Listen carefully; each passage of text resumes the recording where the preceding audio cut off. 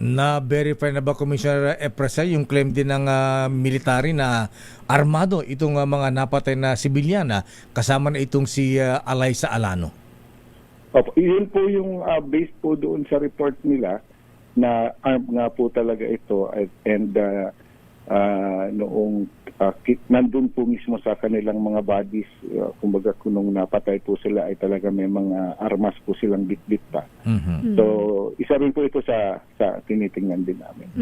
Lumalabas kasi, Commissioner, dun po sa ilang reports na yung dalawang PhilAm daw po ay kakadating lang ng Pilipinas parang this year. So parang ang nagiging question po, bakit kasama sila doon sa sinasabi na miyembro nitong mga NPA?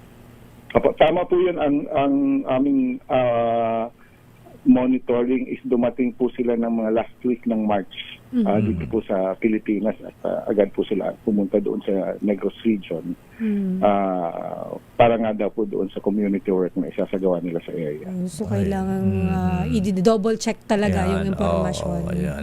Okay, Attorney Bede Epresa, maraming salamat po at hintayin po namin ang magiging resulta ng investigasyon ng Commission on Human Rights.